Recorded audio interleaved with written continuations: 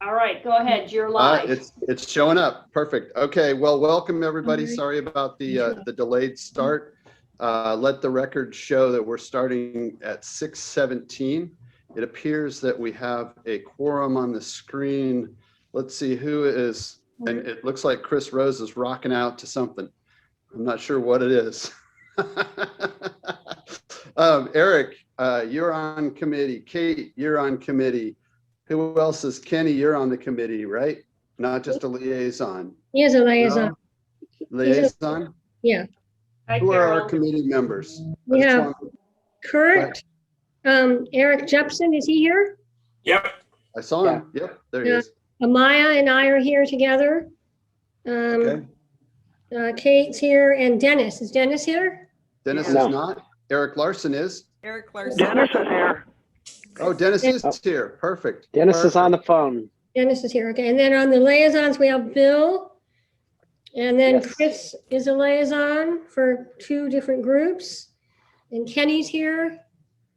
And then who else is here? We have Kathleen Staff. Yep. and anybody else? And Carol, I think you missed it, but Kathleen has this meeting being recorded. Okay, So you don't necessarily have to go through everybody. I just wanted to make sure we Okay. had a quorum. Okay? but I'd like to know who else is here for my notes. So is Jeff?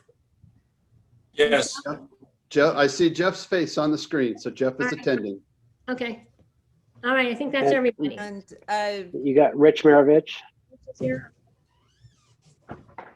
And Sonia is here, Carol. Okay, thank you, Sonia. Anybody Perfect. else? let's see, and Sally Brown is here. Okay. All right, thank you. Okay. All right, let's go ahead then. We'll call the meeting to order. We have established a quorum. You all saw the agenda. Why don't you take a minute, or if you don't, the chair would entertain a motion to approve the agenda. I have one adjustment to the agenda is that we add Eric Larson as a presenter to the action item. To the action item? Yeah. Okay. All right. This is Dennis. I move we approve the agenda. We have a second?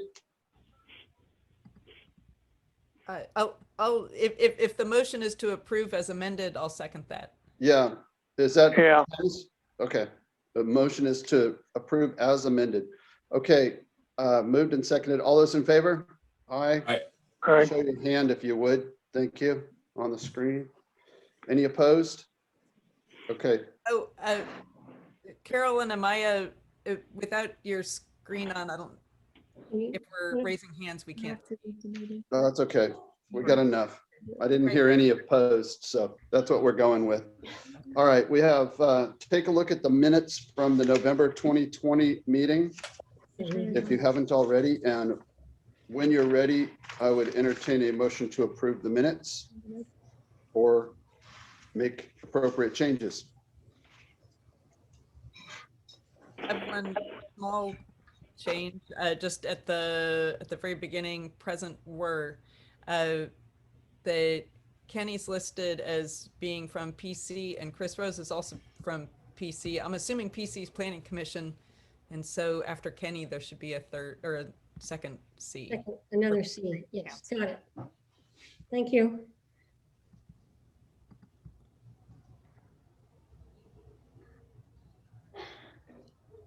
Any Anything other else? changes? Uh-oh. I lost my screen. Kurt, I've got a few changes. It's Eric Larson. Okay, Eric, Can you hear me? Yeah. I can hear you, but I can't see you anymore. What happened? I don't know. I can see you. Can other people see me? Yes. Yeah. Yes. Okay. There we go. Okay, great. I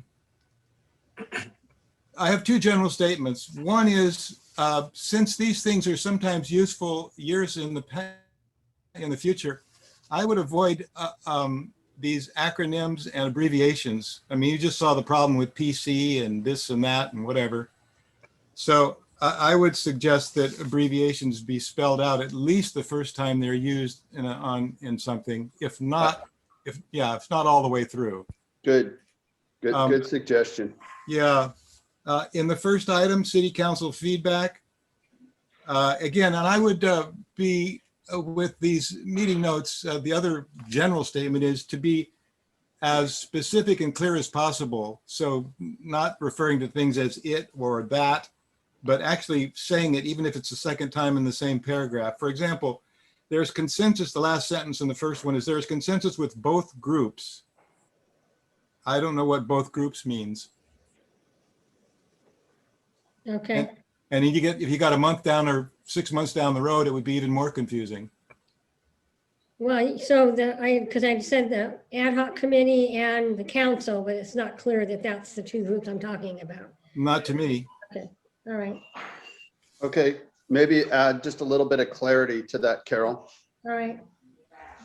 Going down to number 4, a small point. It seems like there's 2 sentences that need a period and a capital. Internships are going well. They have 40 to 50 applications or a semicolon or something. Okay, Yeah, it just, it gives a sense that it was, maybe done a little bit fast or something. And in number 7, it says several concerns were raised by group. I guess that's this group or the meeting. Ongoing maintenance and monitoring long-range detrimental effects to creek habitat and aesthetics. So again, that's a sentence that could use some clarification, and it would be detrimental effects to the creek, not of the creek. okay, And I suppose a colon after group, concerns were raised by the group, and then there's the list afterwards. I don't know. okay, And in number 8, considerations to broaden the scope of the WPC to include, I guess that's okay, but it's not just simply a name change. It's actually a change in the function of it. It's not just a name change. I guess it's broaden the scope and change the name. okay, It's actually a new committee, really, isn't it? yeah, Potentially. Yeah, it's not. I don't think it's just broadening the scope and changing a name. I think it's actually a brand new committee. Okay, we didn't really know what the changes were going to entail initially, so, but yeah, we okay, still don't. yeah. That's true. It's a discussion. Yep, But I think Eric, I think you were referring to the discussion that we had at the November meeting. Is that right? I mean, since he's with us. okay, Yeah, that was in the minutes. So, okay. Thank you for your patience. No, that's great, Eric. We want these as accurate as possible. So I appreciate you taking the time to look at them. do you want me to make the changes and then rather than approving them, with the assumption that I'm going to make the changes correctly? And approve I them? think, Or I mean, I'd be comfortable moving to approve as amended. as amended? Okay, I mean, I think, Eric, you were pretty clear with, Okay. putting a semicolon here. Maybe too clear. Yeah. No, you were very. okay, specific, and so I know- let's go forward. I have a motion to approve as amended or edited. Do I have a second? What's that? Who made that motion?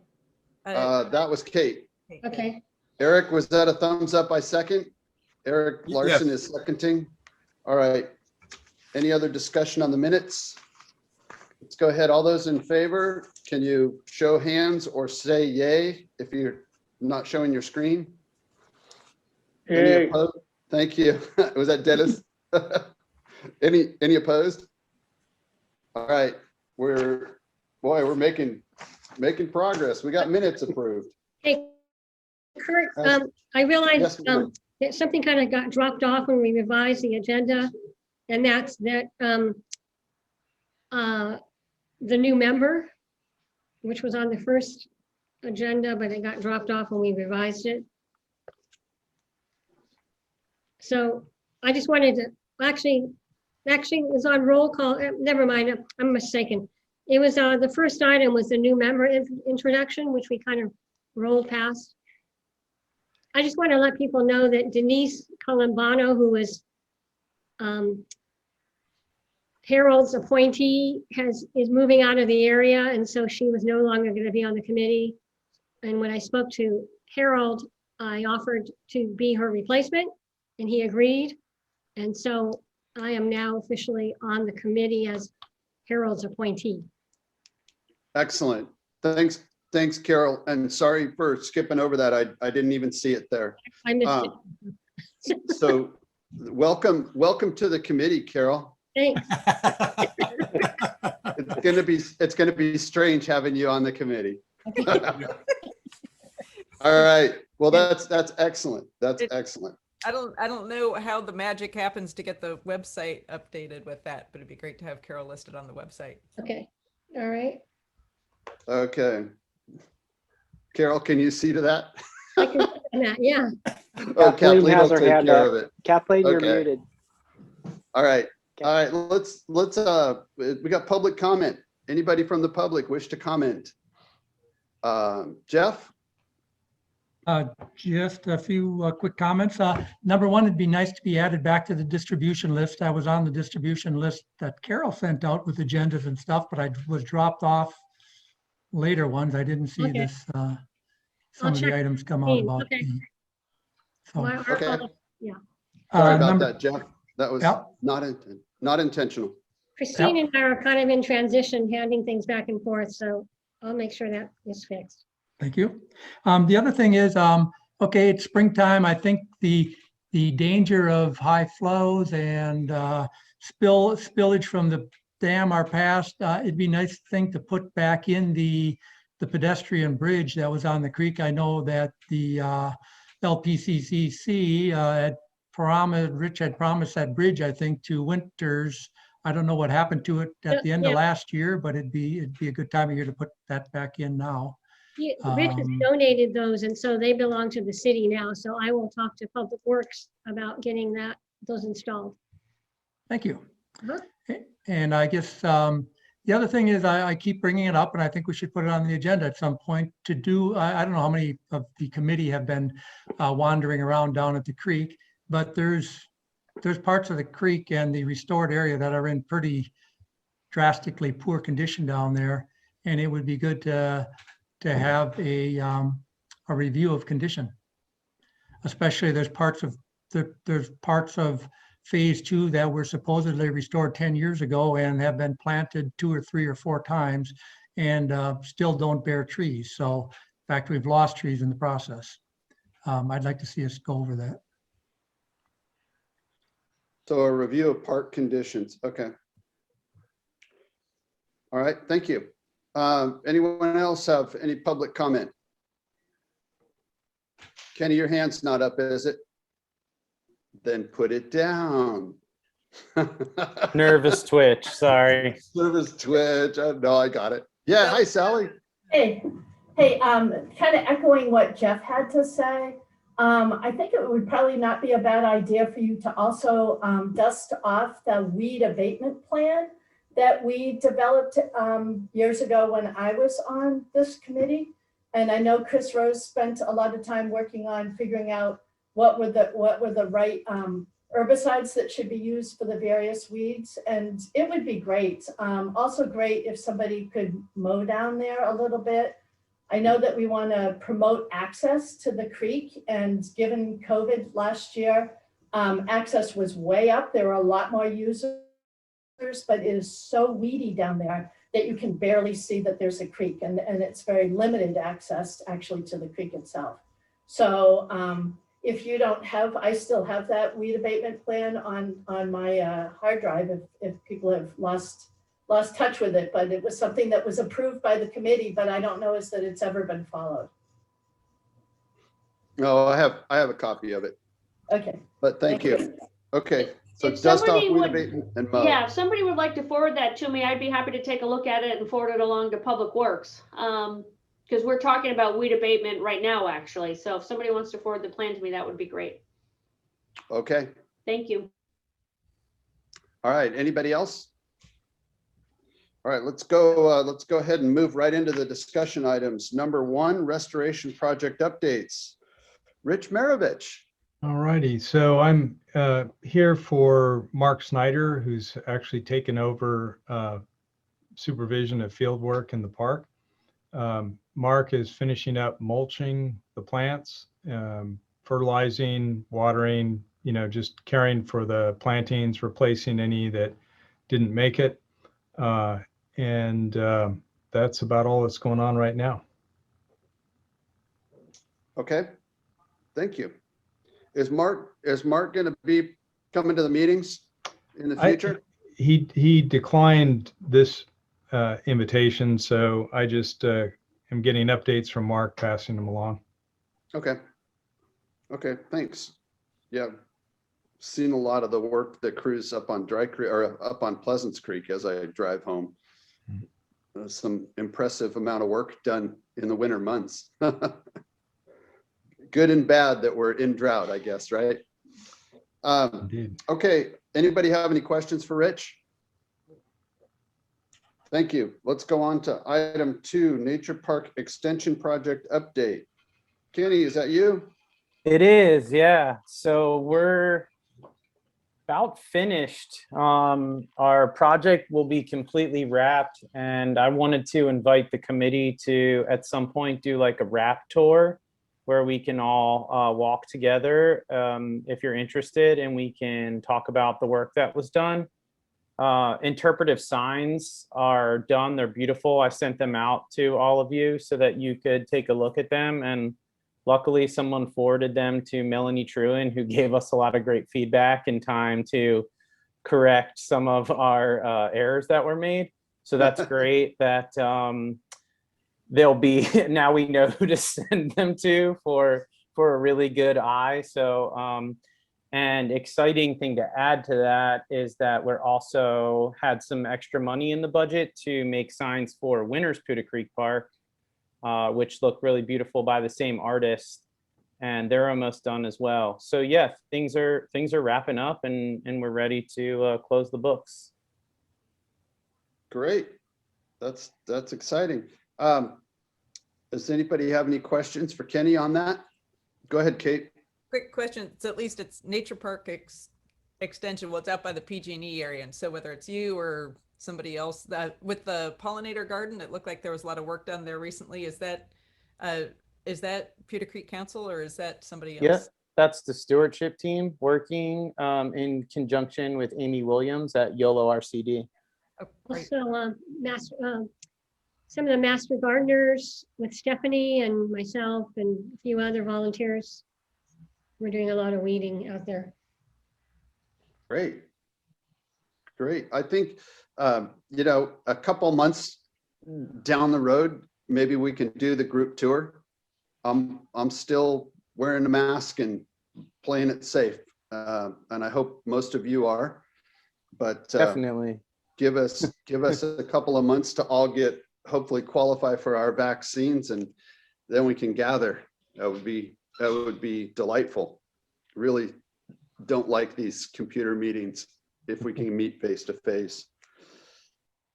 Okay, let's move on to item 3, Putah Creek Council update. Kenny. I'm a popular guy in this meeting. So things are going really well out at Sackett Ranch. That's kind of our just a lot of excitement going on. We're ramping up our production and propagation at our new native plant nursery, taking over the old Four Winds nursery if anyone needs a reminder. And it's just what an amazing opportunity to we're getting several calls to grow plants already for people, and that's really great. And it's just really exciting. So I think that's our main update. We're going to start another internship, I believe April 1st. We'll start another internship, and we're still all doing virtual learning for all of our education programs have all been online.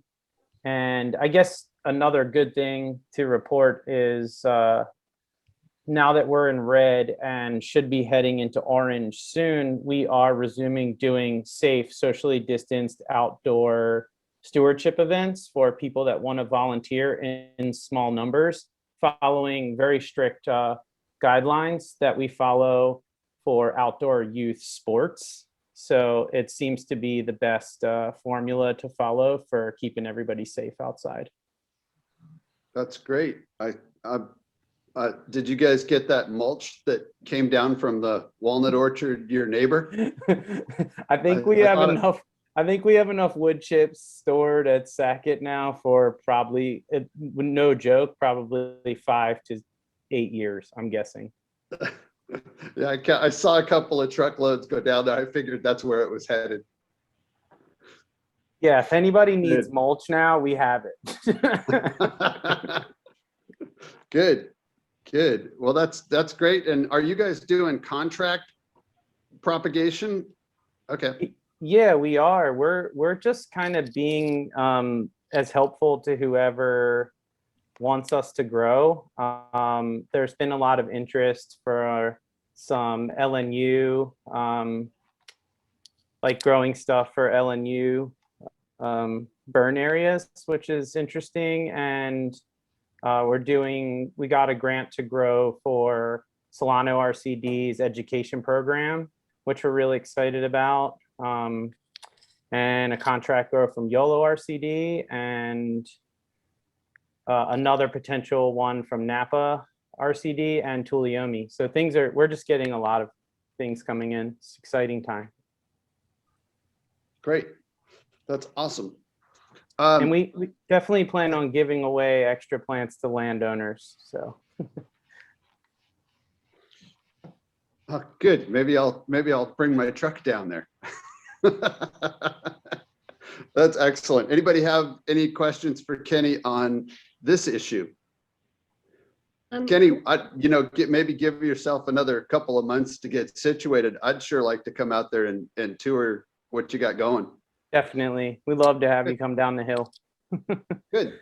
Are you moving out of the downtown office anytime? I mean, when is that happening? May, yeah. So we'll be fully just operational out at Sackett starting in May. We might look for another like affordable downtown office, like a small one office type situation in the future, but it really has everything we need out there. So I think we'll be there like May 1st. Okay, thank you. Okay. All right. Thank you. It looks like we're on to my agenda says item 5. Yeah, but it's actually 4.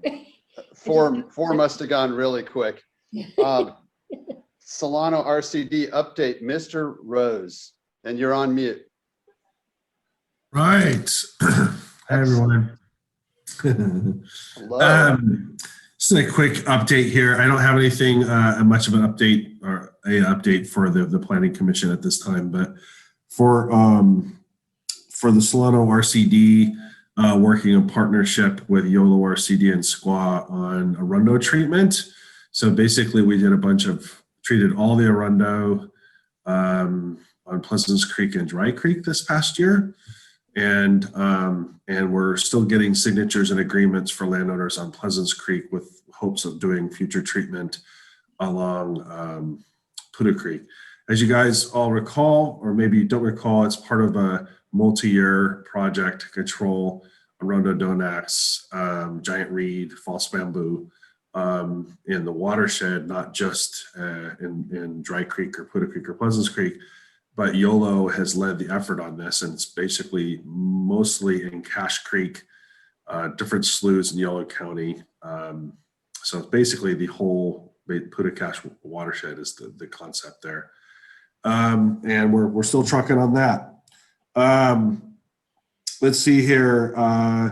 We're still getting post-fire recovery calls at Solano RCD. So we're going out once in a while to visit with folks and look at some of the seeding and the straw that we would put out and see what results are. But also people still have questions about trees and limbs in the creek and that sort of thing. So we're still going out, but we're transitioning our effort from actively going out to, we're going to still do a little bit of that, but be focusing on post-fire preparedness and planning for the future. as far as establishing a community wildfire plan, protection plan, as well as coordinating with different groups in Solano County and in Yolo County about creating fire safe councils, which would be basically small subgroups in different areas of Solano County and Yolo County to focus in different areas as far as preparedness and egress, regress, alarm system, all that sort of thing that kind of failed in this last year. Anyway, so we're getting going on that, and it may be that Solano RCD is the hub for that in Solano County. I'm not sure yet. It may be the county, but we may be. Anyway, another thing, had a meeting today with folks from Yochi Dehi, and basically we're partnering with them and Putah Creek Council and Parks and the Bureau to do a planning project at Lake Solano, in which we're going to plan future improvements and access for Lake Solano Park. We had partnered with Putah Creek Council and the same group to put in a large actual implementation grant, but we fell just a little short. It was actually not bad because it was a bit rushed. So now we get to take all that information that we had from the first round, spent 18 months replanning, revisioning, and working with cultural at Yochi Dehi and also Putah Creek Council and the Bureau. And hopefully the idea is that this is a planning grant, and the same WCB Wildlife Conservation Board has funds that they can actually put in for implementation. So the idea is that you do the planning first and then get a follow-up implementation grant. So we'd be really pumped with that, to work with Putah Creek Council and our partners on the planning, but also to do a 3 to 5 year actual project, which would be a demonstration garden narrative, redoing some trails, connecting different levels of the park, the lower part where the day use area is to the high floodplain to the very top, so that it get more use basically. But anyway, excited about that. And that's all I have right now. Perfect. Before I open it up, Sally, I saw a yellow hand come up on your box. Does that mean you have your hand up with a question or a comment? No, I had it up and then I just put it back down again because I realized it was up and I. Oh, okay. I'm not terrific at this, and I didn't realize what that even meant until it's like, wait a minute, maybe she's asking a question.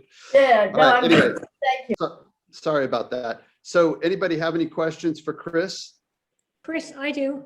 This is Carol. Do you know when they're going to be opening up the day use area for launching kayaks, or? I don't know that. Okay. All right. Thanks. I don't know that. It was supposed to be already. They just keep getting holdups. I mean, like their goal was to have it open in February, and it looked pretty realistic. So I feel bad for them. So they want it open now. Okay. What is the holdup? Is it COVID? Or It's a lot of issues I can talk to you about, or you should talk to them about okay. off the meeting. Okay. All right. This is Solano County Parks. Okay. Yeah. Rich, did you have a question? Oh, yes. Chris, you mentioned that Dry Creek Arundel control is proceeding well. Do you know, have the Brezhnocks joined in?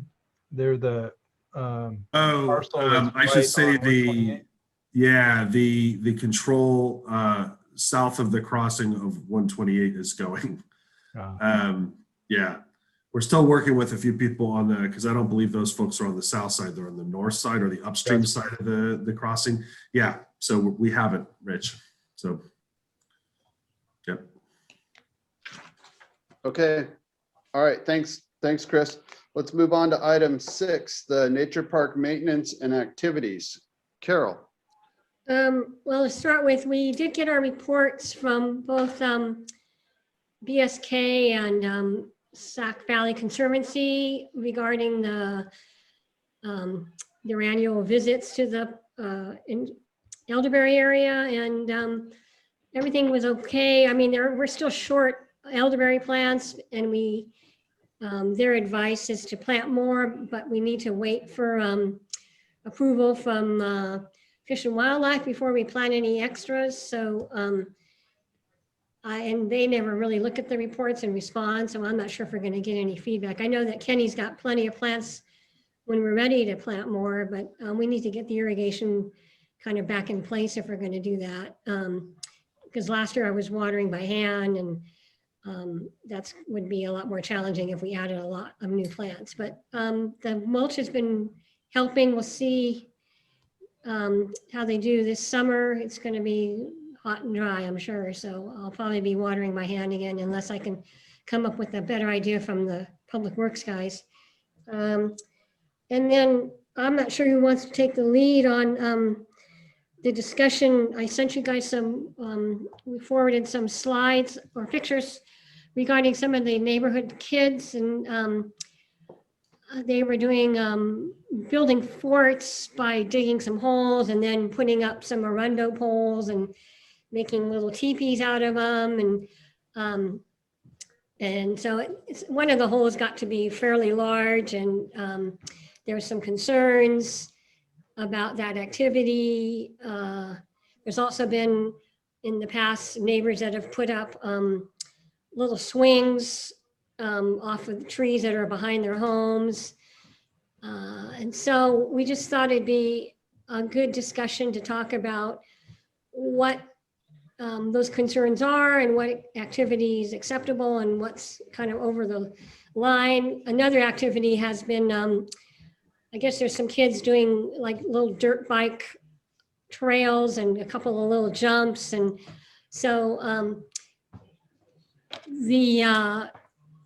when the concern was voiced to the city manager, I believe she talked to the police department, and the police department went in and took down. No, actually, I'm sorry, Carol, if we're gonna talk about what actually transpired, I can share what transpired. So- So that there isn't any misunderstanding. Please go ahead and take Yeah, I'm sorry. So, some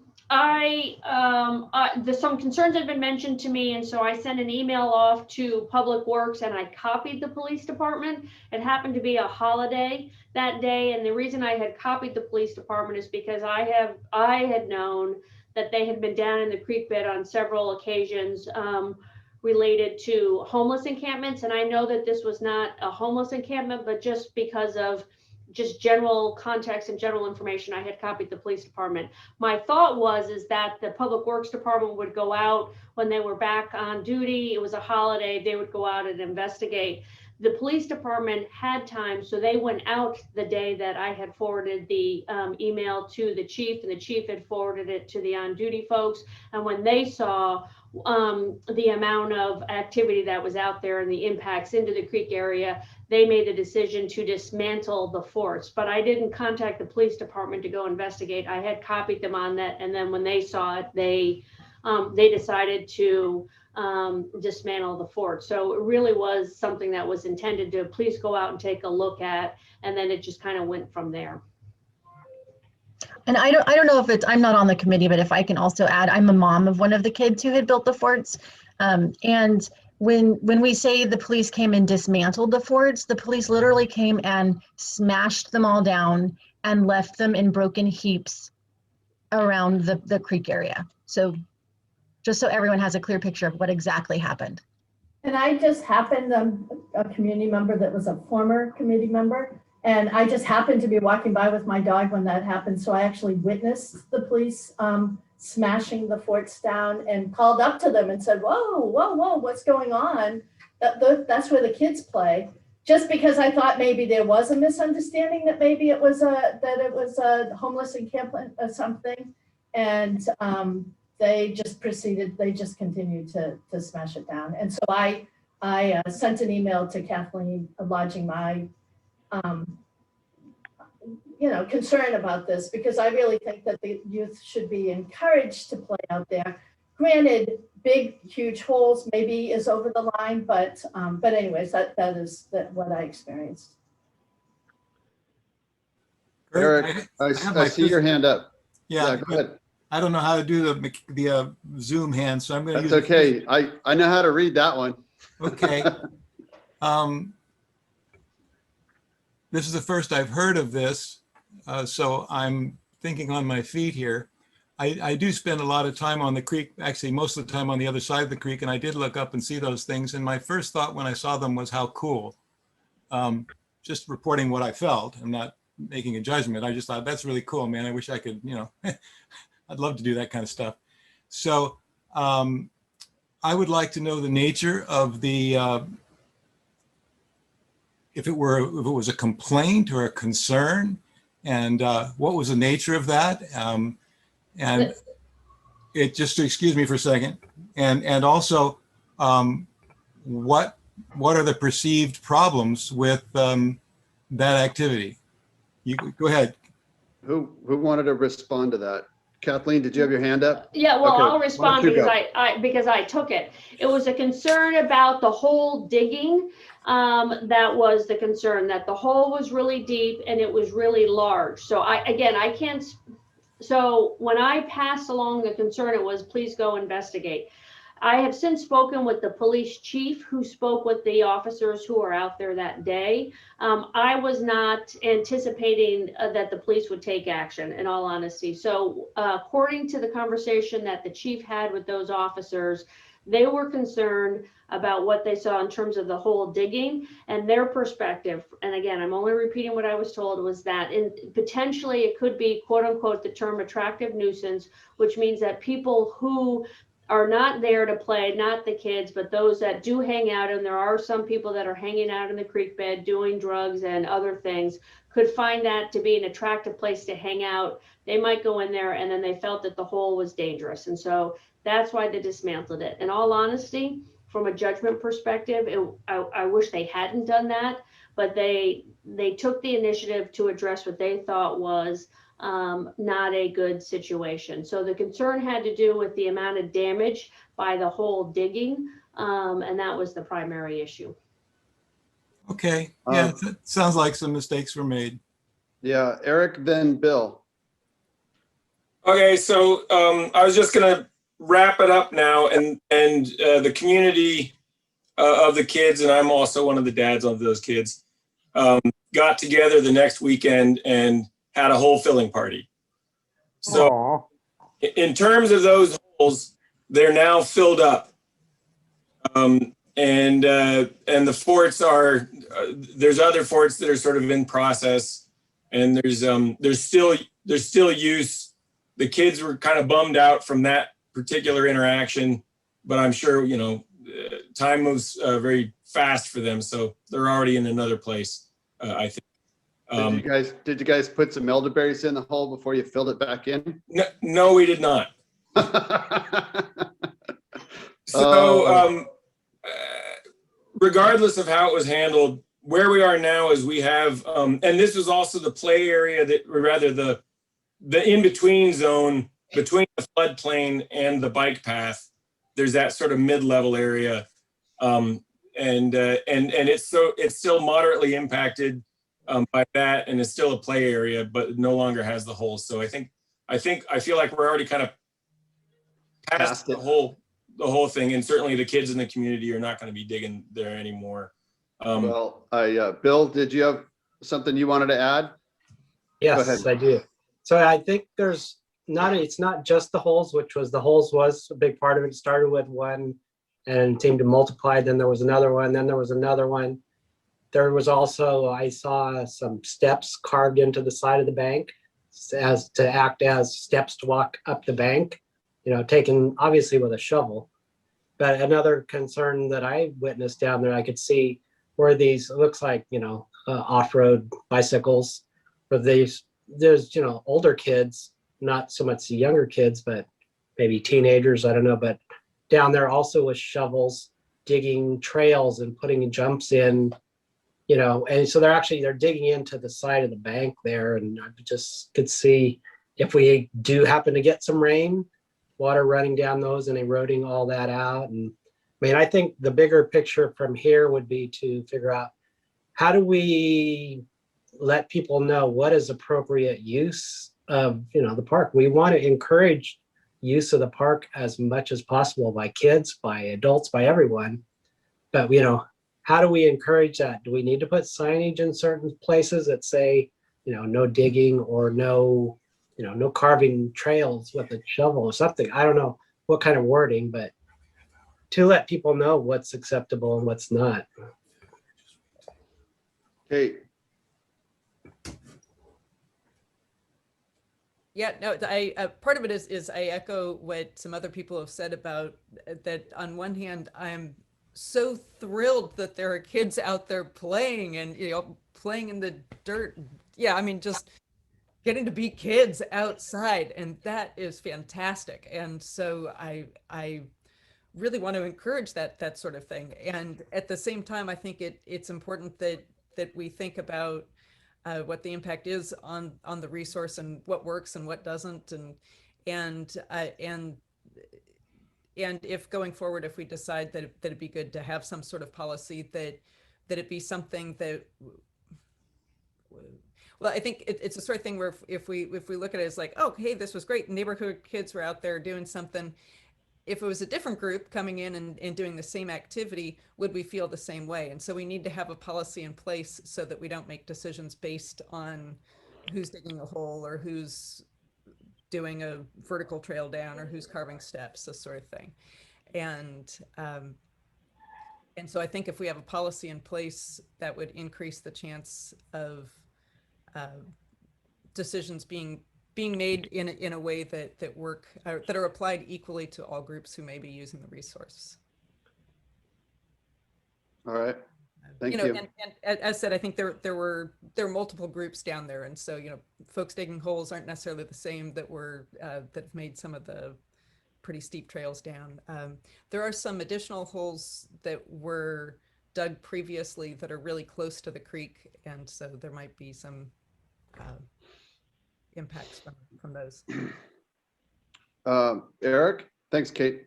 I think this discussion should be drawing to a close. I'm a little bit thinking it should draw to a close, but I would like to say that I would like to see an area where kids can have at it. I don't know where it would be, but I like I said, the excitement of creating and making your own stuff and doing it the way you want to do is something that I value and would like to support kids being able to do somewhere, somehow. I was sort of bummed when the skateboard park disappeared. I was just working on my jumps. Rich, and then Kate. I was just going to add that, kind of echo what has been said by others, that kids need a place to play, and it's wonderful to see kids using the park. And maybe what is needed for the bicycle trail is to have somebody who knows how to make off-road bicycle trails and get some advice about where an alignment could go that would be suitable. And it seems to me that it could be done in such a way that it doesn't require pedestrians dodging bicycles, or they could have kind of a dedicated trail, and it could be managed for whatever erosional issues. What I saw in the pictures to me looked pretty minor. Obviously, it might grow into something more than that. But mountain bike trails are, I think, would be a wonderful amenity, and I think there should be a place for it. And playing in the dirt, that's how I got interested in creeks, was playing in creeks. And so whatever that consists of, I think free-form play, kids just being down there, they're going to get exposed to nature. Kids play in the creek all the time with rocks. They move rocks around and they create little dams, and those are junior geomorphologists. Every scientist I've met has an origin story, and a lot of them begin in creek channels. So we should think of these kids as budding environmentalists. And I talked with Melanie Truan about wildlife impacts, showed her the pictures that Carol sent out. I was hoping Melanie could join us today, but she said there could easily be a place for that and a place for wildlife. And it's just a matter of perhaps creating boundaries or dedicating spaces for different uses. And lastly, I just wanted to say, I think the park will be most successful when it can accommodate the widest range of human interests and human activities that are compatible with a nature park. Sally, I think you had your hand up. I just wanted to say, I really think that that middle bank is an ideal and safe place for the kids to play.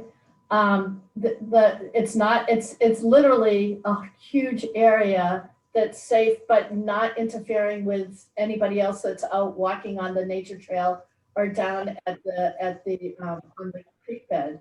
It's a great area, and I agree that the kids should have a place to ride their bikes out there. I mean, and I know the kids that built those trails. They are some of the nicest kids you could ever meet. Friendly, not like these, surly middle school boys that are taking over town, like driving down the middle of the, they're not like those kids. These kids are truly the nicest youth that I have, encountered here in Winters, and they shouldn't be discouraged. I think they should be encouraged. I would They try don't to, come from the greatest stock, but you can't really blame them for that. Just sure give that's them a the couple case, yes. years. Okay, Kate, I'm sorry, I walked all over you.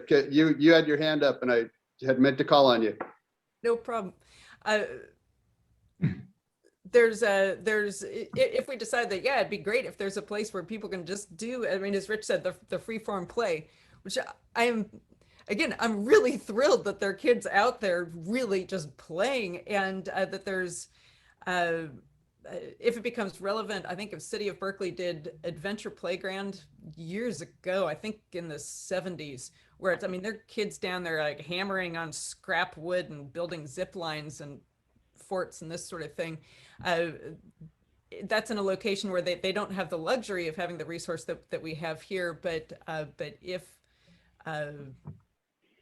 we need a precedent or model for what another jurisdiction has done when they designate an area in terms of liability. Kenny, thanks, Kate. Kenny? I just wanted to offer myself and Putah Creek Council as an alternative in the future to involving the police in situations that involve natural structures inside Winters Putah Creek Park that aren't like dealing with safety issues necessarily, at least maybe for an assessment, if just putting that out there as an option. Thank you. And I think just to sort of echo Kathleen, what Bill and I had a conversation about this, and I think both of us agree that we were those kids 50 years ago, digging holes. I grew up. I was hanging out of the trees. Mm-hmm. Yep. And we were, sort of mortified that it got to the level it did. So I apologize to Eric and Sonia for that. Not that I had anything to do with it, but it just the unfortunate nature. But hopefully everybody can move past that. And let's. Why don't we wrap up this conversation? I think we're all on the same page. It sounds like at least most of us are. And maybe we can put it on the agenda next time and develop kind of a exploratory committee to see if a subcommittee of this committee to see if there's a way that maybe we can talk to some mountain bike clubs and or the like, and see if there's a way we can get some professional help in to design a feature. Maybe not. Maybe it's not conducive to a nature park. I don't know. But, we've always said that this was going to be a little bit touchy trying to balance nature and a community use, because without community use, we don't have advocates, voting advocates, and people that would support taxes to support the parks. And so, having people use the park is absolutely necessary. And I got that little line from my friends at the East Bay Regional Park Service, and those guys have an absolute gem of a park system, and that they owe it to the users. So anyway, Sonia. I just want to say thank you. I appreciate this conversation, and I wanted to say thank you to Bill and Kathleen, because they were also very responsive when we were exchanging emails in the discussion prior to this.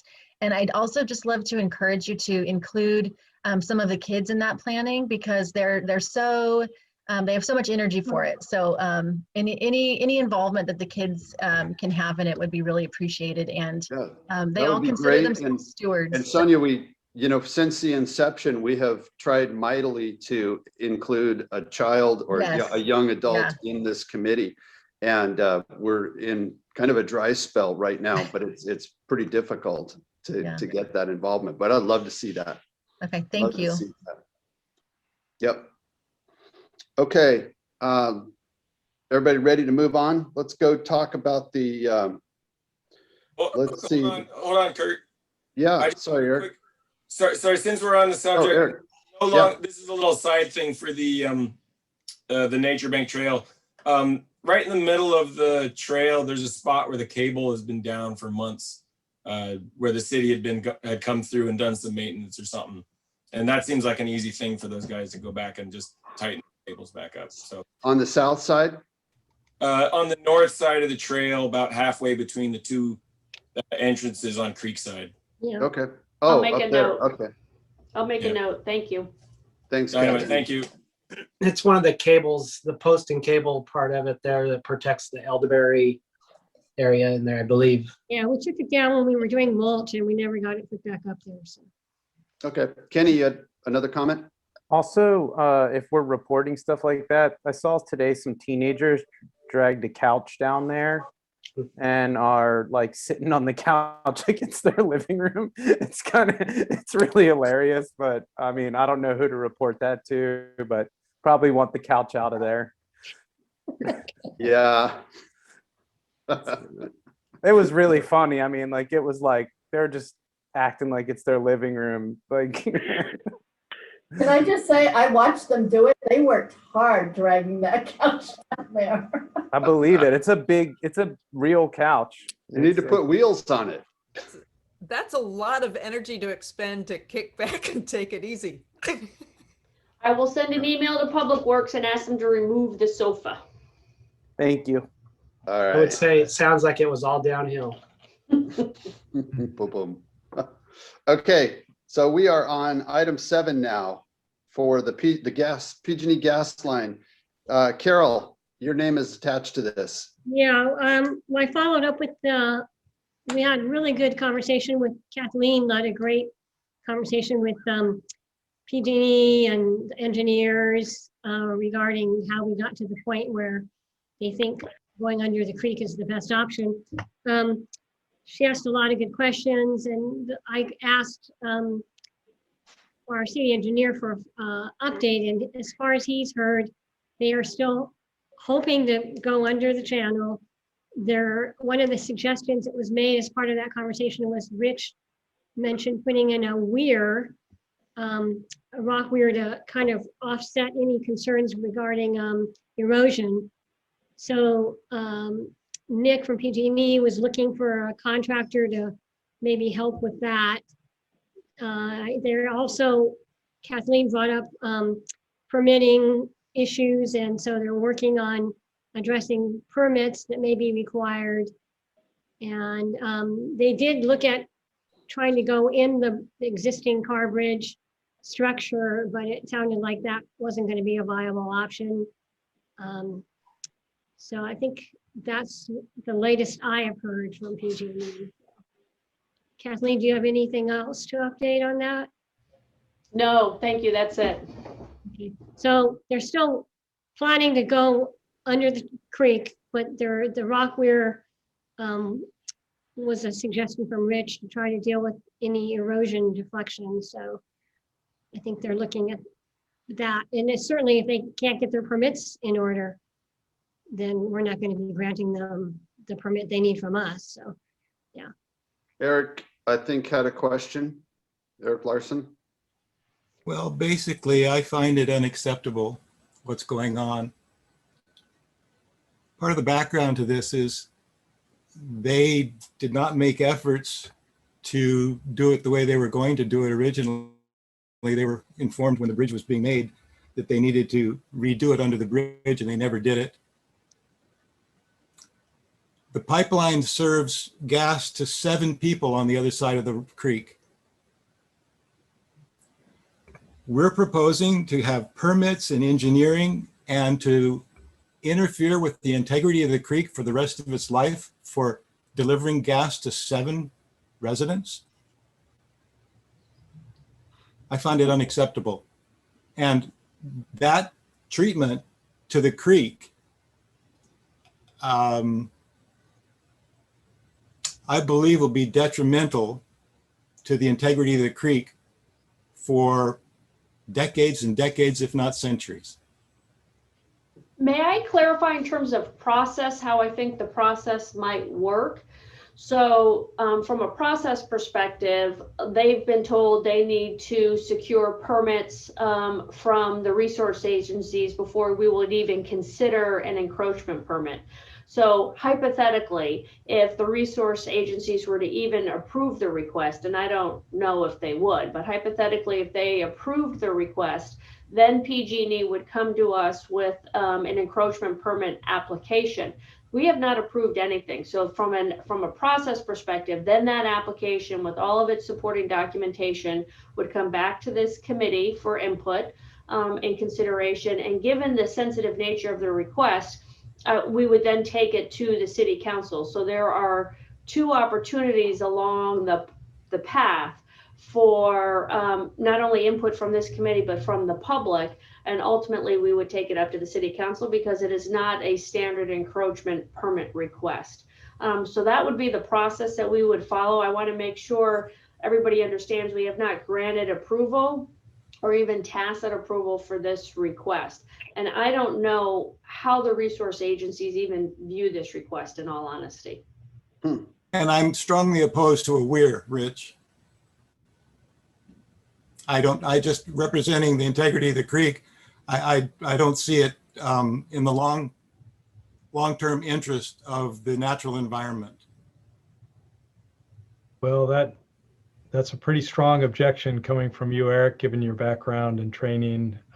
You're one of the most Thank you. educated people on the subject that could possibly weigh in on this. And the only thing I'll say, just so that it's heard by others, is that rock weirs are fabulous habitat for trout.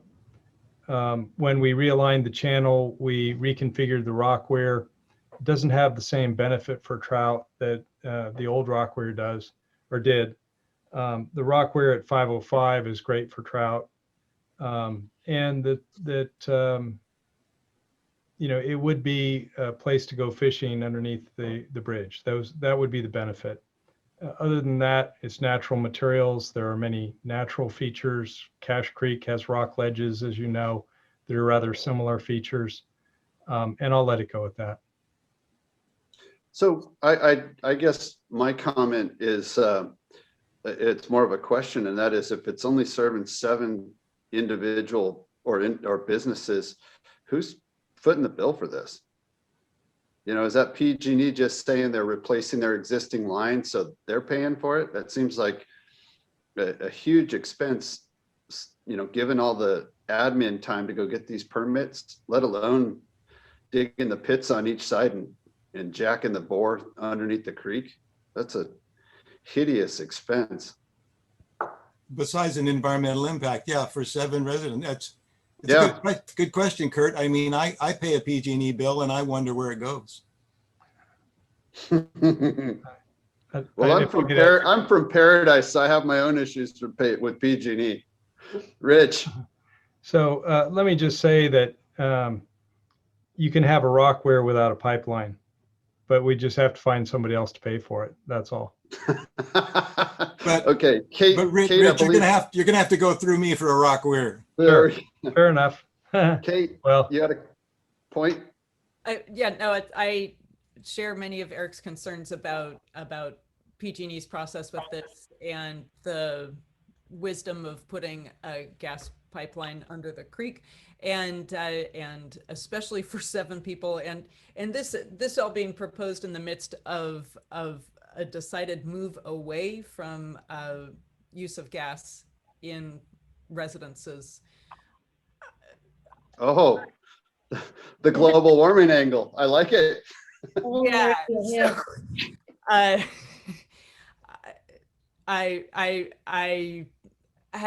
will say, I would not be enthusiastic about doing something that, as Eric said, it would be hitched to the creek forever for just 7 residents for something that is perhaps on its way out. Well, it'd be interesting to put questions to PG&E about alternatives and see if there's an alternative solution. But you know what? Every time we do that, their answer is, it can't be done. And they never go beyond that. It's one of those, what do we used to call it in scientific papers? It's weasel talk. This is Dennis. I have a comment. Hi, Dennis. Thank Hi. you. Go ahead. They have an alternative, propane, same as everybody else. It really isn't needed. Yeah, that's what I was thinking. You could put a pretty good supply on that side of the creek and not worry about it.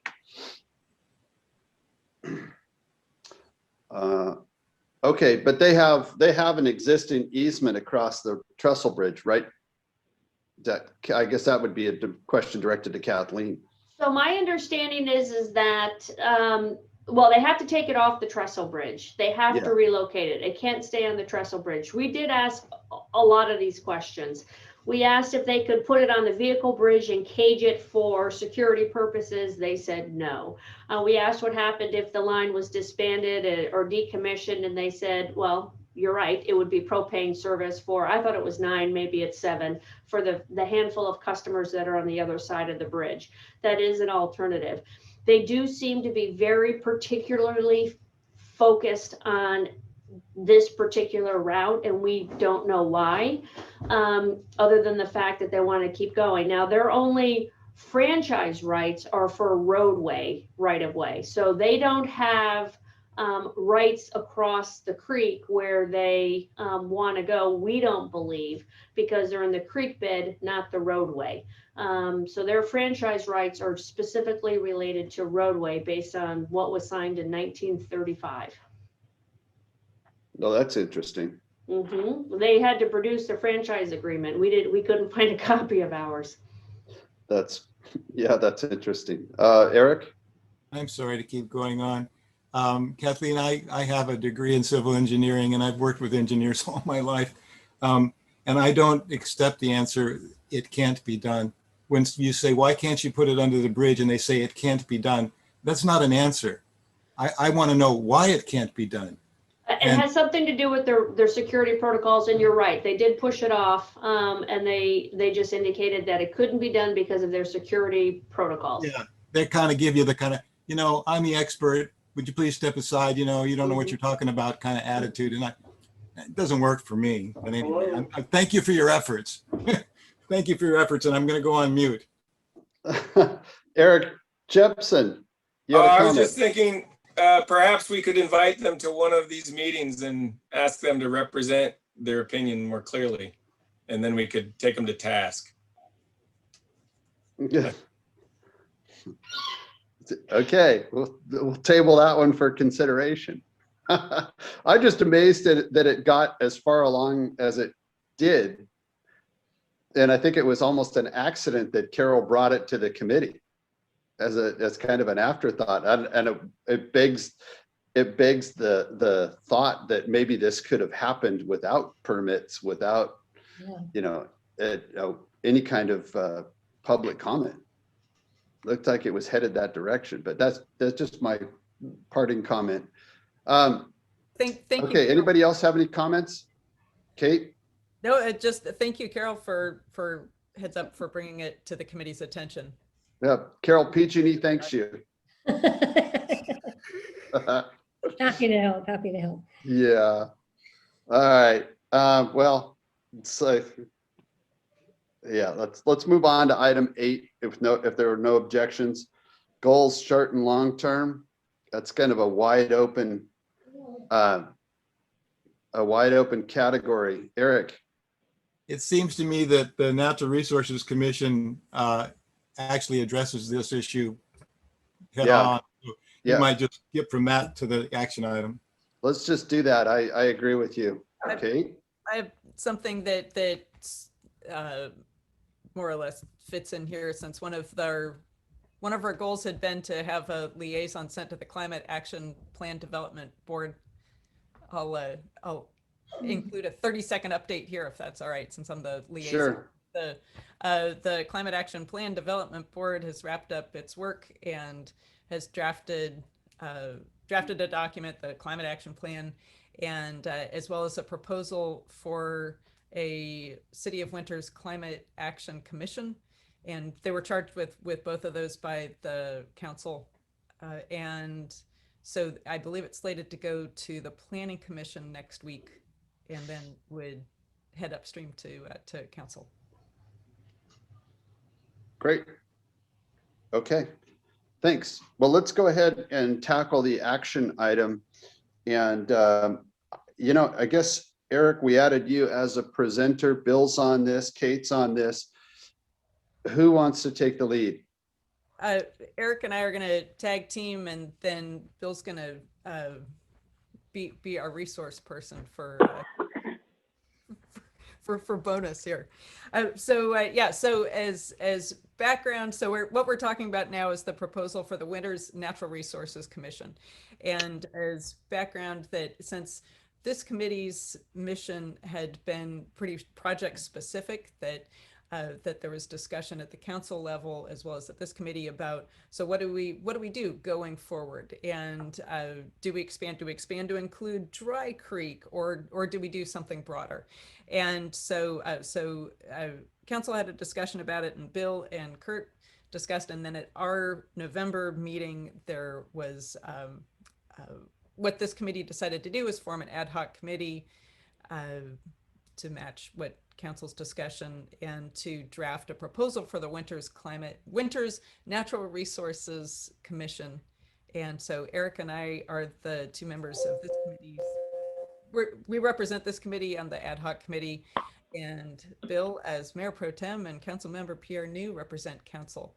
And so we met in January and to just kind of hammer out what our ideas were about the mission and scope and what we envision the meetings being for this new commission. And then Eric and I both drafted portions of the document, and all four of us discussed it. And so I'd like to hand it over to Eric Larson to go over the mission and the kind of the proposal of the scope and focus of this new commission.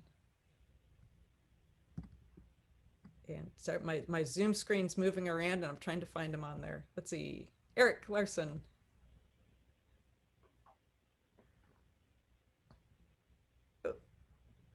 Eric, are you still there? We suddenly can't hear or see you if you're on here. You know what? I'm having my internet is going in and out, in and out. I didn't hear essentially anything of what Kate said. Can you hear me? Now we can, but Bear, you're spotty. I guess you can't hear me. I can't hear you. We can hear you. Eric, maybe yeah, it's spotty too. Should I call in then? Try turning off your video and just leave your audio on. How do I do that? Okay. Go down to the bottom. Is that better? Bottom left of your screen. Yep, there you go. Now we got. Can you hear me? I'll just talk quickly. Yeah, we can hear you better. Now we have the sexy samurai photo.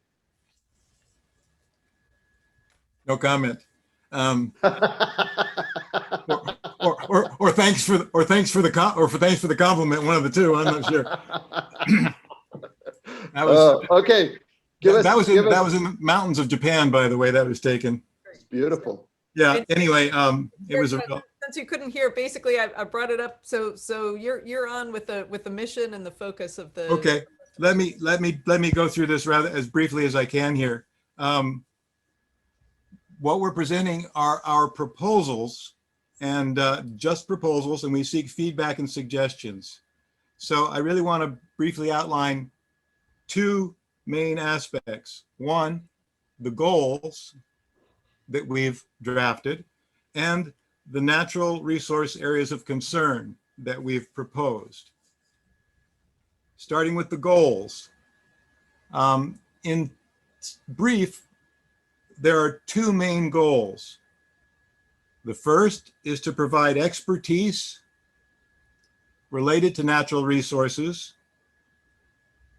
to various organizations related to the city. And the second main goal is to actively remain informed and aware of natural resource issues that are related to the city and the surrounding environment. So those are the two overreaching goals that we're proposing for the commission. And if anybody has the piece of paper, the 5 areas of concern under the umbrella of this are geology, hydrology, and the hydrology includes the creek, which the current committee has mostly been focused on. Number 3, so number 1 is geology, number 2 is hydrology, number 3 is biology, and there's various subcategories of biology. Number 4 is ecology, and number 5 is the atmosphere, an atmospheric environment. Hey, Eric. Yes. Really quickly, the only thing I would just add is I would put geology / hydrogeology and differentiate that between hydrology from hydrology. So that we can, if necessary, we can take on groundwater issues. Great. Yeah. That's good. That's good, Kurt. Let me remark the first goals, the main goals. The first goal of providing expertise implies we have other experts to consult with and to advise. And secondly, actively staying informed implies that we seek out, we document, and we provide information. So that is a proposal that we are actively involved in those issues. And with the 5 areas of concern, with your addition there, those areas imply that we have a broad range of expertise that is not only located in the commission itself, but in the wider public and experts available to us. So we have identified experts who are willing and able to help us outside the commission. There you go. Okay. So, I can't hear you, Kurt. Great. And then I'll okay, go ahead. From there is, so just to underscore what Eric said, that we see the mission of this new commission being that the Natural Resources Commission considers and promotes the preservation, conservation, and enhancement of geologic, hydrologic, ecologic, biologic, atmospheric, and other natural resources that are important to the City of Winters, and provides expertise to the City Council, other advisory commissions, and staff. And Kurt, I think that would be the mission statement up there would be another place where we could add in the hydrogeologic that you suggested, if that sounds good to you. Yeah, that would be fine. I think so. Terrific. So then with the structure and membership, we were seeing the new commission. Sorry, I didn't mean to cut you off if you had a question on the mission. No, I was just going to add that the reason I'm adamant about it is that, you know, we've got the GSAs, the groundwater sustainability agencies, forming in Yolo. Well, they're formed, but they're currently working on broad plans and water balances that are going to affect, you know, groundwater moving forward, and in both counties. And we are sitting right on the county line for all intents and purposes between these two entities. So it's, I think, imperative that we track that. Great. I think that's great insight. So we see the proposed commission as being a successor to the Winters Putah Creek Committee, and we suggested that it would keep, say, the same number of members, and just kind of carried forward. And so that would be 7. And we proposed that they'd be residents of Winters or the nearby unincorporated areas, and that these be people who have interest or expertise in natural resources. And we had discussion about, you know, commissioners could be appointed, would be appointed by council for, we suggested 4-year terms. And the City Council, Planning Commission, and the proposed Climate Action Commission would each appoint a non-voting liaison to come to the Natural Resources. And we talked a bit about, and I think Eric touched on this some, about what we envision the meetings being like. And Eric mentioned the importance of bringing in outside expertise so that we could continue to grow knowledge within the group, and that some of that could be accomplished by bringing in outside experts to just give presentations on topics that we thought we'd need to know more about. In addition to continuing to hear from our liaisons that we've been hearing, the non-city liaisons. And this mentioned here were just the city organizations that would send liaisons, because we didn't feel like we could really direct non-city organizations to send liaisons. But that one of the things that our current committee has highlighted as being valuable is hearing from the other organizations that are doing work along the creek. And so we would really want that to continue. Well, there's a lot to unpack here. This is a pretty wide, broad sweeping proposal. I really like it. I don't know if I can, commit to 4-year terms. That seems a little bit long, but that would be, I think, my only comment on this. It all sounds great to me. How do others feel? Currently, we are on 4-year terms because you're tied to the council person that nominated you for the position. So those are 4-year terms. Okay. And then the other two liaisons are RCD, Solano RCD, which we never had a Yolo RCD person involved, but there's Solano RCD. And then the LPCCC currently has a voting member. That's how the original committee was set up. So okay. That LPCC member is the only voting member that's not one of the 5 appointed by the council. And then the student representative was also a voting member. I was just talking to Amaya here, my granddaughter, and she sees value in in continuing to have a student representative or a liaison or some youth or involvement at some level. So that would, okay. Yeah, I guess I was thinking of elections, so I wasn't thinking in terms of 4-year commitment. Jeff, you had your hand up. Yeah, thank you. Yeah, I just wanted to note an omission from your list of resource areas, and that being the area dear to my heart is soils, and that happens to be the area where when we're doing development in town and putting in new subdivisions and things like that, it's the soil that stands between the surface and the geology and the groundwater hydrology. So I'd recommend soil be added to your list of resource areas. That's perhaps one of the most important ones. This is Eric. I agree with Jeff. That's a really good suggestion. Yeah.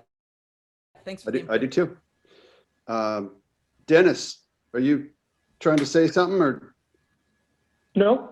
Okay. Every once in a while your box lights up like you're talking. Oh. It's all right. I won't call on you unless you holler out. Okay. Kate, go ahead. There were a couple questions that we hadn't finished answering, and so I want to highlight those. And one had to do with how members would be appointed. So right now, everybody except an LPCC member is appointed by a council member, as opposed to other commissions in town, like the Planning Commission, where people apply and then there's a subcommittee of council and appointments are made based or recommended from that. And so I believe Bill had suggested that could be a council level discussion of the dynamics of appointments. I think, Carol, you're pointing out LPCC's appointment to the current committee. that would be something to figure out, as well as we did discuss the student representative, and that historically, this is not based on current necessarily, and so, but that there'd been a problem with a student representative not showing up, and then there being problems with quorum. And so I would discuss different ways of making sure that there could be student input, and that certainly students would be eligible to apply to be commissioners, but that we were concerned about the dynamics of it if one of the positions was specifically held for a student, since there'd been issues with that. One of the other questions that we hadn't resolved would be, how does the new commission fit in with the city decision-making structure and flow of information? So, basically, at what point would a project go to this new commission, or would the commission weigh in? Would council or planning commission have to send something to it, or could the commission decide to decide to discuss an issue on its own? And so that would be something just to make sure that everybody is on the same page with before something happens. Well, just for clarification, there wasn't really a discussion about taking on powers, was there? Because I don't know that we could do that. I don't know that I would want to do that. I like the role of advisory to city council. Kathleen, maybe you have some background that I don't think you can just randomly state that you're now the guru of all things groundwater and you have authority to override city council or something, but right. Oh, there's clearly a lot of guru expertise with this group. So what I would respectfully suggest is that most committees that are appointed by a city council are advisory in nature, the planning commission being the exception. So in terms of process, and I happen to be pretty process oriented, to me it sounds like it's I like the idea. Two, I think it's an expansion of the existing mission of the Putah Creek Committee, and it's one, natural resources are very important here in this area. There are a lot of relationships that have already been built upon and that are long-standing in this area. So in my mind, I didn't write down all of the work that you had presented, Kate, but you all did do a really thorough job thinking about what the role and mission of this would be. Is that I think there could be areas that we as staff on the way up to perhaps planning commission or even city council, we would want to run things past this committee, like the PG&E encroachment permit application, if in fact they get that far, or anything else that relates to natural resources. The climate action plan is a classic example that is scheduled for planning commission. It may not make it next week to planning commission. It may have to go in April, but it is something that would, one of their recommendation is to have a separate board that monitors the implementation plan for the climate action plan. I would respectfully suggest that would become part of the role of this commission if it's approved to have a more standing nature related to natural resources. It could be any number of projects that we as staff want to have a forum for public engagement, like the activities in the park. What's an acceptable level of activities? We would run it through this commission on up to the city council. Likewise, if there's something of major importance that seems to start at the council level and they would like some additional work, the expertise that you all provide because of your professional careers is hugely beneficial to us. We don't have those resources on staff. I would then turn around and say, okay, this is coming from the city council. We really would appreciate some collaboration and assistance. Here's the topic. What do you all think? And then you all can then approach that as a project that's been delegated by the city council. So I sort of see it as a two-way street. The third option that Kate mentioned is what if we have our own projects? Those are always important for us as staff to know, because while they can be really good if they include a discussion about city resources, it's always really important that then staff continue to provide support so we understand what's being discussed, and so we can then advise and guide based on city resources and what a process might be. So now you've hit three potential paths for how this commission would intersect with our governance here in Winters. Does that make sense? Mm-hmm. Yeah, thank you. That's great. Thank That's really you. helpful. Yeah, so we can continue the conversation, but I have just as the chair, a question about what exactly the action item would be tonight. Reminding everyone that we have no police powers. So I guess if Kate and Eric, if you're able to hear me, would one of you, well, let me ask this, let me just back up. Does everybody kind of agree, or do most people agree that this is an interesting and promising direction for the committee? And I see thumbs up, so I'm going to just keep talking. Then if it is, yeah, Bill, did you want to say something? I just have a quick comment, and I think, yeah, I really like the discussions we had as the ad hoc committee. I think this outline that we have, the mission statement and the goals of the committee, are spelled out very well here. One thing that comes to mind, I'm wondering, I think, so there's 5 council members. If each council member appoints one, that's 5 members, and the other 2 current voting members on the Creek Committee, I think, are the student rep and the LPCC, right? Is that correct? Yes.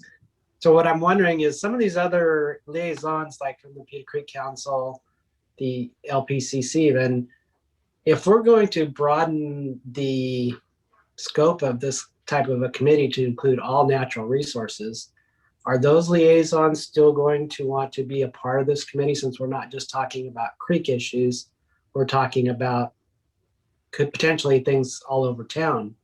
I don't know how those other groups would feel about still, or do we need to have possibly a subcommittee that deals just with the creek area issues that they might want to be a part of? I don't know, just a thought.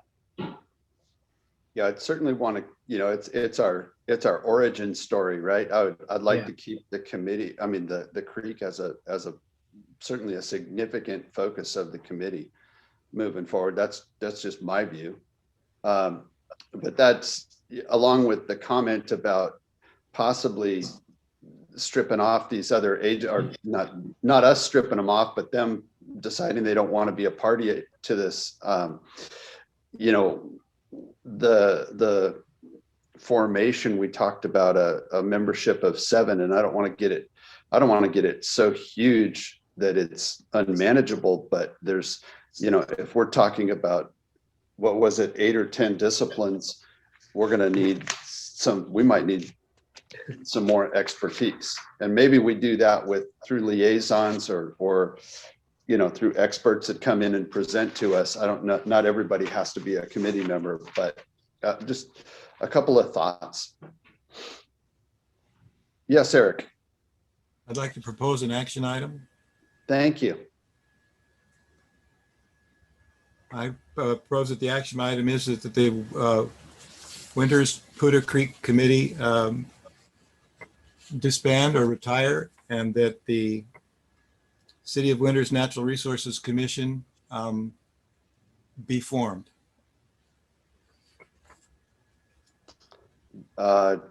Do I have well, let me ask this before I ask for a second point of clarification. Are you married to the word disband? No. There may be some ramifications. I don't think we need 2 committees. No, but what if we sort of just morph into that committee? It's call it what you want. It's semantics, but if we disband one, then we have to go through a whole formation, maybe. Kate or Kathleen, I'm sorry, I'll ask you that question, but do you see any problem with dissolving one and forming another, or just I think both both are metamorphosis? Either option requires council action and requires us to bring a report forward, so it almost doesn't matter. I think for me, the question is do you all want to remain with the new commission and then you all morph over with it? And if that's the case, what we would do is I'd have to talk to the attorneys. I don't know if the recommendation will be disband and create, and then our recommendation would be to reappoint everybody onto the new one. But we can figure that out. That's more of a technical process issue. For me, it's what do you all want to do individually as part of your representation on the commission? And and it looks as if most people, if not everybody, wants to stay with the group. I have a comment. The original group was formed with a resolution. Right, we have to bring a resolution in order to amend it. So there's a whole process that we go through on the government side, but no matter what we do, there's a resolution involved. Okay, so Eric, back to you. I don't mind whatever happens, however it works, you know, and if people want to have one morph into the other, but I do want to be clear that it's a whole new mission and then a whole new, it's a completely different committee Right. with a different focus. That's one of the reasons I said, put one aside, take one up. It's sort of clean slate, start with a new one. But if you want to call it morphing from one to another with members staying, that's fine. I don't mind. Well, it's just that they're all going to be the same members theoretically, and we're not going to drop the creek. We're just going to expand our role. And so maybe that's a better way to phrase it. I don't know. You want to take another stab at it? Oh, I'm okay. I mean, the proposal is let's move forward. Let's change from one to the other. Okay.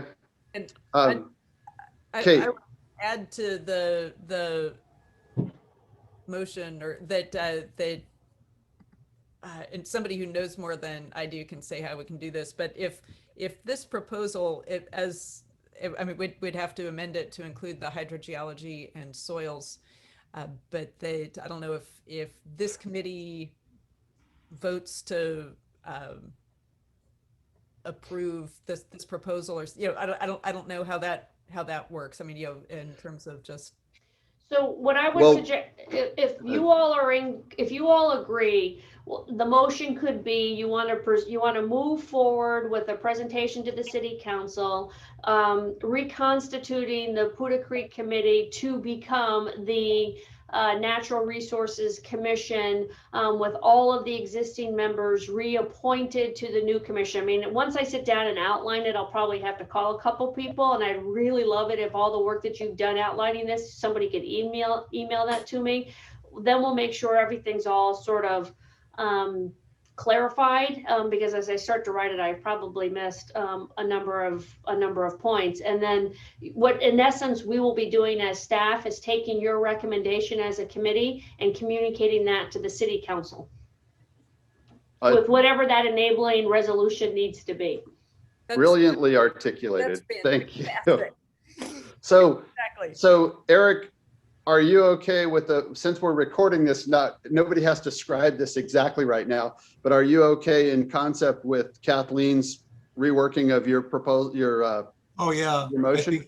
I think it did a great job. Yeah, I like it. Okay, and we would through the emailing and the preparation of the action item for city council, we would craft out, add soils, add hydrogeology, et cetera, to the scoping. I made a note of all of that.